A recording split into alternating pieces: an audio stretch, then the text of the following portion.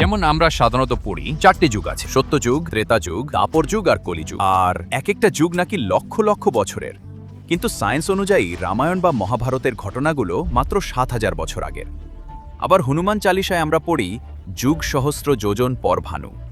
সেই হিসেবে সূর্য আর পৃথিবীর দূরত্ব তো বিজ্ঞানের সাথে হুবহু মিলে যায়।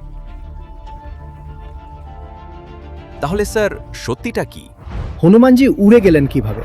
পুরো পাহাড়টাই বা তুলে আনলেন কিভাবে? তুলসীদাসজি কিন্তু রামচরিতমানস এই জন্য লেখেননি। যে উদ্দেশ্যে লেখা হয়েছে সেটা কি বুঝতে পেরেছ? তর্কের খাতিরে ধরে নিলাম সূর্য আর পৃথিবীর দূরত্বটা ওখানে ঠিকঠাক বলাও আছে, তো তাতে তোমার কি লাভ হলো? উনি বলতে চাইছেন সিয়ারাম ম্যা সব জগ জানি, আর তুমি ওনার মহান গ্রন্থের এমন অপব্যবহার করছো। একদল লোক প্রমাণ করতে ব্যস্ত যে সেই যুগে আমাদের কাছে এভিয়েশন টেকনোলজি ছিল, নইলে পুষ্পক বিমান কোথা থেকে আসতো। আমাদের দাবি করতেই হবে যে পশ্চিমের দেশগুলো আজকে যা করছে সেগুলো তো আমরা তখন করতাম।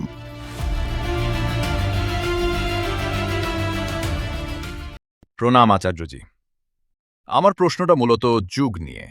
যেমন আমরা সাধারণত জানি যে 4টে যুগ আছে, সত্যযুগ, ত্রেতা যুগ, দাপর যুগ আর কলিযুগ। আর এক একটা যুগ নাকি লক্ষ লক্ষ বছর ধরে চলে। অথচ অন্যদিকে অ্যাস্ট্রোফিজিক্স অনুযায়ী নক্ষত্রদের যে পজিশন, সেই হিসেবে আমরা ধরি যে রামায়ণ আর মহাভারতের ঘটনাগুলো মাত্র 7,000 বছর পুরনো। তো স্যার এই জায়গাটায় আমার খুব কনফিউশন হচ্ছে। বিজ্ঞানের বিচারে সময়টা মাত্র এইটুকু, কিন্তু যুগের হিসেবে সময়কালটা অনেক অনেক দীর্ঘ। আর দ্বিতীয়ত স্যার, আমরা হনুমান চালিসায় যেটা পড়ি যুগ সহস্র যোজন পর ভানু, সেই অনুযায়ী হিসেব করলে সূর্যের দূরত্ব আধুনিক বিজ্ঞানের দূরত্বের সাথে একেবারে নিখুঁতভাবে মিলে যায়। তো প্লিজ স্যার আমার এই ডাউটটা একটু ক্লিয়ার করে দিন। Thank you sir. দেখো, যে জিনিসটা যে উদ্দেশ্যে তৈরি সেটিকে ঠিক সেই দিকেই ব্যবহার করা উচিত। রামায়ণ আর মহাভারত কোনো ঐতিহাসিক দলিল নয়, হিস্টোরিক্যাল ডকুমেন্টস নয়। আর তুলসীদাসজি রামচরিতমানস এই জন্য লেখেননি যাতে তুমি ইন্টারপ্ল্যানেটারি ক্যালকুলেশন করতে পারো। কথাকার মানে বুঝতে পারছো?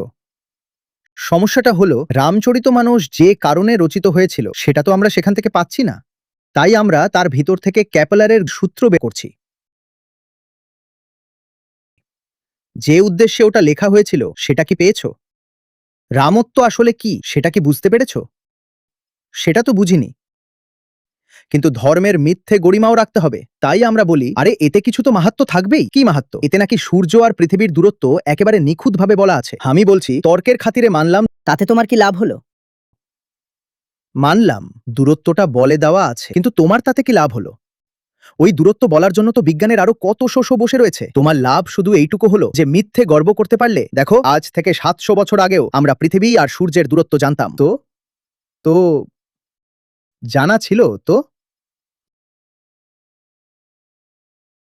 যদি স্বয়ং তুলসীদাস সামনে বসে থাকতেন আর তুমি ওনাকে বলতে, দেখুন আপনার বই দিয়ে লোকে কি করছে,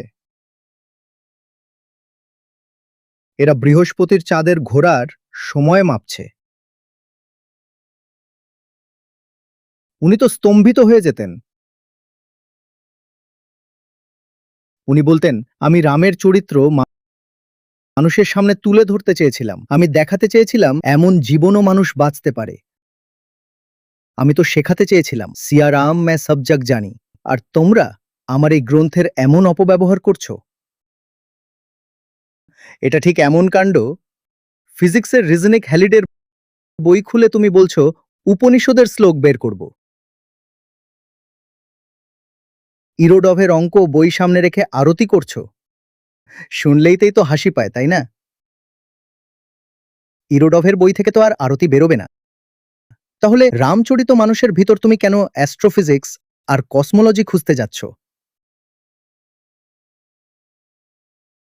রামচরিত মানুষ অত্যন্ত গুরুত্বপূর্ণ আর কল্যাণকর এক গ্রন্থ, কিন্তু তার যে উচ্চ মাত্রা রয়েছে সেই মাত্রার লাভটা নাও না।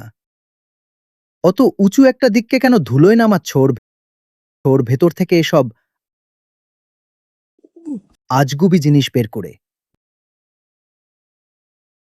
একইভাবে এটা হওয়া পুরোপুরি সম্ভব যে রাম বা কৃষ্ণের মতো ঐতিহাসিক চরিত্র বাস্তবে ছিলেন,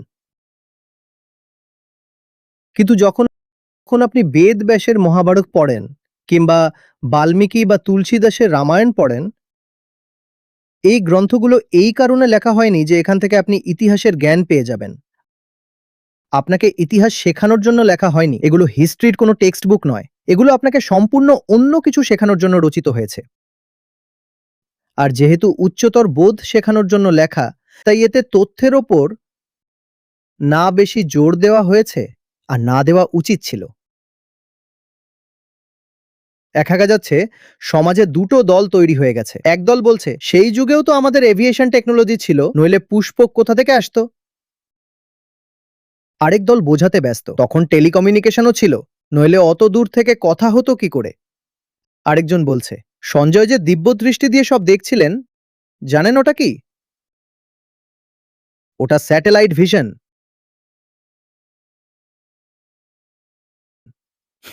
ভাই, মহাভারত যা শেখাতে চাইছে সেই জিনিসটা শেখো। কেন এসব উল্টোপাল্টা জিনিস প্রমাণ করতে দিনরাত এক করছো? কেন করতে চাইছো জানো? কারণ আমাদের অহংকার। আমরা প্রমাণ করে তৃপ্তি পেতে চাই যে পশ্চিমের দেশগুলো আজকে যা করছে আমরা তো ওসব বহু আগেই করে ফেলেছি। কেউ একজন জিজ্ঞেস করলেন, আচ্ছা, এটা কিভাবে সম্ভব যে এত সব জিনিসের বিবরণ পাওয়া যায় যে তারা উড়ছে, এটা হচ্ছে, ওটা হচ্ছে? এটা কিভাবে সম্ভব? কারণ ভারতে তো তেলের খনি ছিল না। ভারতে আজও তেল তেমন পাওয়া যায় না। তাহলে এনার্জি আসতো কোত্থেকে? আর ইঞ্জিনেরও তো কোনো উল্লেখ পাওয়া যায় না। তো এক ভদ্রলোক আছেন, তিনি নাকি বিজ্ঞানী। তিনি বলছেন ওগুলো আসলে মাইক্রোফিউশন রিয়্যাক্টর ছিল, ছোট ছোট, যেগুলো আপনি পকেটে নিয়ে উড়ে যেতে পারতেন। সেখান থেকেই এনার্জি আসতো। কেন করছো এসব? এটা কি যথেষ্ট নয় যে মহাভারতের ভেতরে শ্রীমদ্ ভগবদ্গীতা রয়েছে, আর শ্রীমদ্ ভগবদ্গীতা মানব চেতনার সর্বোচ্চ উপলব্ধি, তার শেষ প্রামাণ্য দলিল? এটা কি যথেষ্ট হচ্ছে না? কিন্তু গীতার প্রতি তো আমাদের কোনো প্রেম নেই, গীতার সাথে আমাদের কোনো ভালোবাসা নেই। আমরা সেখানে লেখা অন্যান্য কথাগুলো নিয়ে বলি আমরা রিসার্চ করব। কোন ফল খেয়ে সন্তান হয়েছিল? লেখা যখন আছে তখন নিশ্চয়ই হয়েছিল। তা সেই বিশেষ ফলটা কোনটা যা খেলে সন্তান হয়ে যায়? তুমি করো রিসার্চ, এর ওপর রিসার্চ হবে। পশু কিভাবে মানুষ হয়ে গেল আমরা রিসার্চ করব? আরে ভাই, ওগুলো প্রতীক, একটা সিম্বল, ওগুলো কোনো ফ্যাক্ট নয়। আর প্রমাণ করতে লেগে পড়েছে এ তো প্লাস্টিক সার্জারি, এ তো আমাদের ৮,০০০ বছর আগেও হতো। নইলে একটা মানুষকে ১০০ টুকরো করার পর আবার জুড়ে কিভাবে বাঁচিয়ে তুলতো? আজকের মেডিকেল সায়েন্স আবার কি সায়েন্স? আসল তো আমাদের ছিল। আপনাদের কাছে যা আছে তা সময়ের চেয়েও অগ্রবর্তী, যা সমস্ত আধুনিকতা এবং ভবিষ্যতের চেয়েও অনেক উঁচুর জিনিস। আপনারা সেটার সম্মান করতে তো শিখুন। রামায়ণ, মহাভারত বা রামচরিত মানুষের প্রতি এটা কোনো শ্রদ্ধার বিষয় নয় যে আপনি তার মধ্যে বিজ্ঞান খুঁজতে শুরু করে দেবেন। ওনাদের প্রতি আসল শ্রদ্ধার বিষয় হলো ওনারা যে মহান বার্তা দিতে চেয়েছেন, আপনি সেই বার্তাটা বুঝুন। কিন্তু ওনাদের বার্তা আমরা বুঝতে চাই না, কারণ সেটা মানতে গেলে আমাদের নিজস্ব অহংকারে বড় আঘাত লাগে। রাম ছিলেন তিনি যিনি সিংহাসনের তোয়াক্কাই করেননি। এখন আমরা যদি সত্যিই রামচরিত মানুষও বুঝতে শুরু করি, তাহলে কিন্তু আমাদের বড় বিপদ ঘটে যাবে। আমরা নিজের ১ ইঞ্চি জায়গা ছাড়তে পারি না, আর উনি সোনার লঙ্কা ছেড়ে দিচ্ছেন। যে জিনিসে আমাদের কোনো অধিকার নেই আমরা তা নিয়েও মারামারি করি, অথচ নিজের রাজ্যের ওপর ১৬ আনা অধিকার থাকা সত্ত্বেও উনি স্বেচ্ছায় বনে চলে গেলেন। তো রামচরিত মানুষও আসলে যা শেখাতে চায় সেটা আমাদের শেখার বিন্দুমাত্র ইচ্ছে নেই। আমরা কেবল তার ভেতর থেকে উল্টোপাল্টা মন গড়া কথা বের করতে ব্যস্ত। কথাটা বুঝতে পারছেন? আর আপনি যদি এমন অর্থহীন দাবি করতে থাকেন, আমি সতর্ক করে দিচ্ছি, এতে ওই গ্রন্থগুলোর অপমানই হবে। কারণ আপনি যখনই এমন আজগুবি কথা বলবেন, কোনো বৈজ্ঞানিক যুক্তিবাদী মানুষ এসে প্রমাণ করে দিবে যে আপনার দাবি ভুল। আর তখন আপনার তো অপমান হবেই, সাথে ওই মহৎ গ্রন্থের প্রতিও মানুষের অশ্রদ্ধা তৈরি হবে। কেন সেই পবিত্র গ্রন্থের অপমান করাচ্ছেন? হুম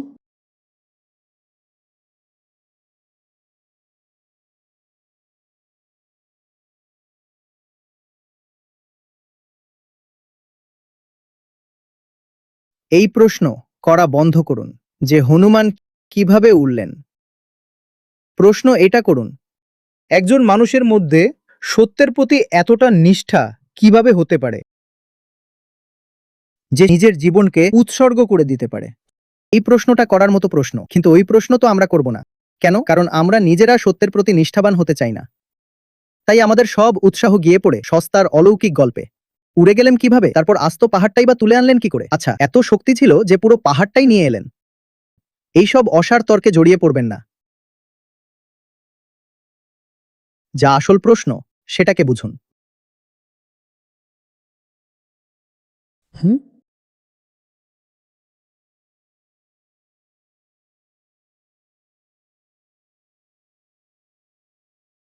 দেখুন, আমরা আমাদের এই মহাকাব্যগুলোর অর্থ কেন বুঝতে পারি না জানেন?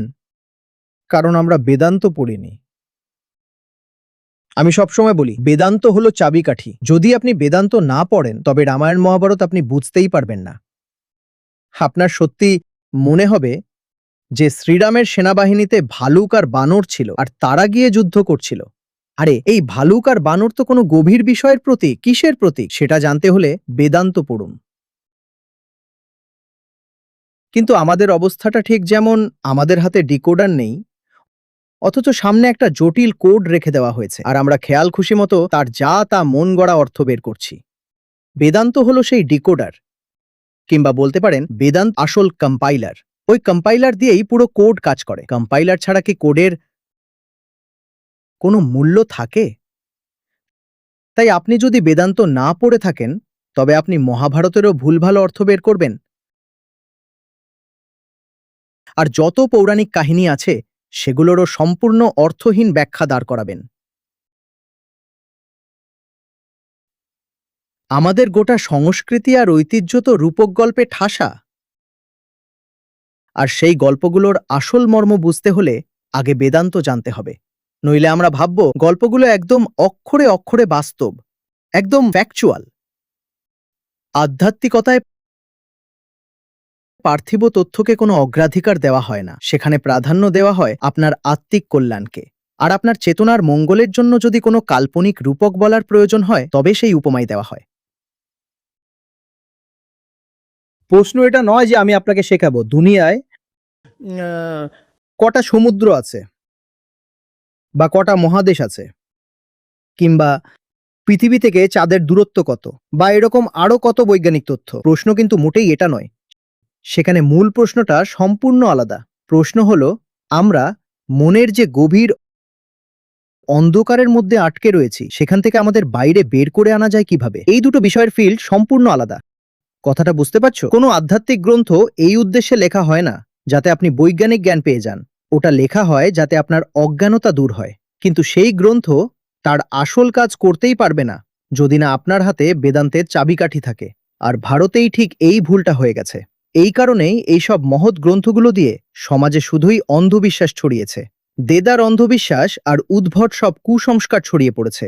কারণ আমরা তো গ্রন্থ মুখস্থ পড়ে ফেলি, কিন্তু আমরা জানিই না যে হনুমান আসলে কি। আপনাদের কি সত্যিই মনে হয় যে এমন কোনো ব্যক্তি ছিলেন যার মুখটা বানরের মতো আর পেছনে একটা লেজ ছিল? আপনাদের সত্যিই এটা মনে হয়? আমরা বুঝতেই পারিনি যে হনুমান আসলে এক উঁচু জীবনাদর্শের প্রতীক, কিন্তু সেটা তো আমরা বুঝলামই না। আমরা ওনাকে রক্তমাংসের এক সজীব প্রাণী বানিয়ে ফেলেছি যে আকাশে উড়ে বেড়াচ্ছে আর লেজে আগুন লাগিয়ে লঙ্কা পুড়িয়ে ছাড়খাড় করছে। লঙ্কা আসলে কিসের প্রতীক সেটাও আমরা বুঝি না। আরে এসবই তো সিম্বল, সবই আধ্যাত্মিক রূপক। আমি এটা বলছি না যে লঙ্কা বলে কোনো রাজ্য কখনো ছিল না। আমি বলছি সেই রাজ্য যদি থেকেও থাকে তবু সেই রাজ্যের কাহিনীকে তুলে ধরে এক প্রতীক হিসেবে ব্যবহার করা হয়েছে। এটা হওয়া পুরোপুরি সম্ভব যে রাম ছিলেন, সীতা ছিলেন। সম্ভব কেন? ঐতিহাসিক দৃষ্টিতেও এমন ব্যক্তিত্ব নিশ্চিতভাবেই ছিলেন। কিন্তু সাধারণ মানুষের চেতনাকে এক উচ্চতর স্তরে উন্নীত করার জন্য তাদের কাহিনীকে অত্যন্ত সচেতনভাবে ব্যবহার করা হয়েছে। তাদের গল্পগুলোকে এমনভাবে উপস্থাপন করা হয়েছে যাতে সেই কাহিনী পড়লে আপনার আত্মিক কল্যাণ হয়, আপনার মনের অন্ধকার দূর হয়। আমি আবারও জোর দিয়ে বলছি, ওই কাহিনীগুলো আপনাকে এই জন্য শোনানো হয়নি যাতে আপনি সন তারিখ খুঁজে বেড়ান যে কোনো সালে ওনার জন্ম হয়েছিল আর কোনো সালে মৃত্যু হয়েছিল। ওগুলোর কোনো হিস্টোরিক্যাল লক্ষ্যই নেই। যদি ওই গ্রন্থগুলোর উদ্দেশ্য ইতিহাস শোনানোই হতো তবে তো সোজাসুজি লিখে দিত এই সালে জন্ম হয়েছিল, এই সালে বনবাস হয়েছিল, এই সালে অমুক জায়গায় পৌঁছেছিলেন, তারপর এটা করলেন, ওটা করলেন। আমাদের দেশেও তো তখন বিক্রম সংবাদ, শক সংবাদ সব পঞ্জিকাই প্রচলিত ছিল, কিন্তু সেখানে উদ্দেশ্যমূলকভাবেই কোনো সন্তারিখ উল্লেখ করা হয়নি, কারণ এখানে তারিখের কোনো কথাই নেই, সময়ের কোনো কথাই নেই। কথা হচ্ছে সময়াতীত, যা সমস্ত কালের অতীত। এখানে তারই পথ দেখানো হচ্ছে। বুঝতে পারলে? এইসব ফাঁদে পা দিও না। আজকাল বৈদিক কসমোলজি টাইপের বিভ্রান্তিকর গল্প চালু হয়ে গেছে।